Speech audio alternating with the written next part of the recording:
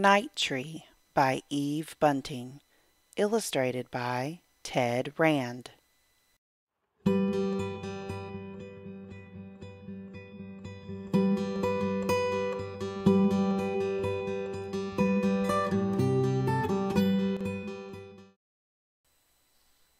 On the night before Christmas, we always go to find our tree. We bundle up so we're warm. Nina is already wearing her boots that are too big for her. She's been wearing them all day. Dad sets out our box in the back of the truck with the rest of his stuff, and the four of us squish into the front seat. We drive through the bright Christmas streets to where the dark and quiet begin. Nina is almost asleep in Mom's lap when we stop. "Are we there?" I ask, and Dad says, "Yes," and rolls down the windows so we can smell the tree smell. We scramble out. There are oaks growing here, and alder and maples that are bare now and white in the moonshine. The pines and the spruces and the firs are green. This is called Luke's Forest, but Dad says it's not really a forest, just a nice forgotten place where our town ends. Dad goes first on the path between the trees, carrying our box and the big red lantern. Mom and Nina go next, holding hands. I come last with the blanket. It hasn't snowed yet. It's so cold my breath hurts. The sky is spattered with stars, and the moon, big as a basketball, slides in and out between the treetops. Dad's lantern sweeps ahead. "Look," he whispers. We stop. A deer is watching us. I see the brightness of its eyes. Then it turns and it's gone. "Here's our tree," Dad says. It has been our tree forever and ever. We walk around it, touching it. "It's grown since last year," I say. Mom puts her hand on my shoulder. "So have you."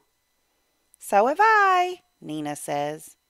Nina hates to be left out. An owl hoots deep in the darkness.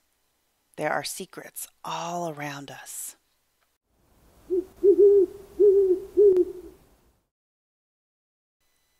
"Can I put on the popcorn chain?" Nina asks. She hops up and down and right out of one of her boots. Mom helps her get it back on. Nina takes one end of the chain and I take the other, and we wind it around our tree. We've brought apples and tangerines with strings on them, and we hang them from the branches.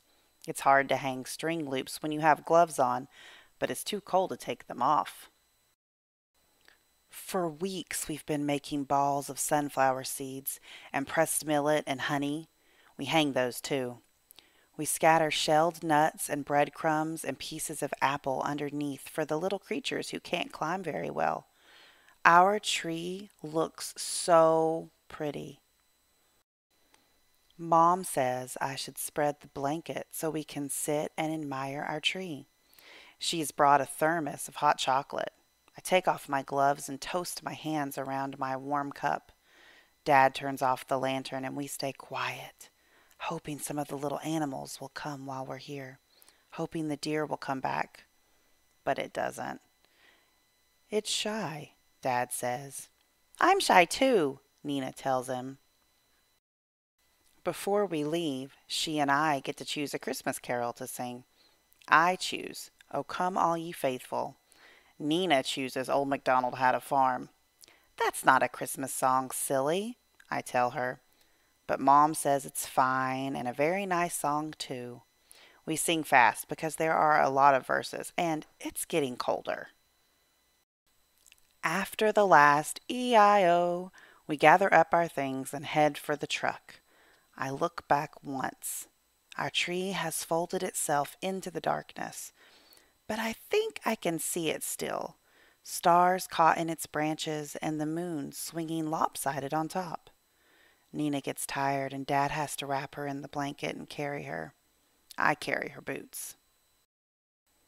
Later, in bed, I think about our tree, and sometimes, next day, when the aunts and the uncles and the cousins are at our house and it's noisy and happy, I let my mind go back to Luke's forest.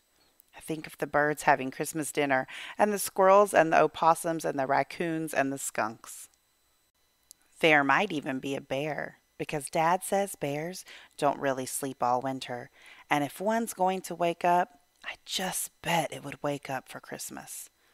Maybe a fox has come, stepping high on its thin, sharp paws, and they're all there together, singing their own Christmas songs on Christmas Day around our tree.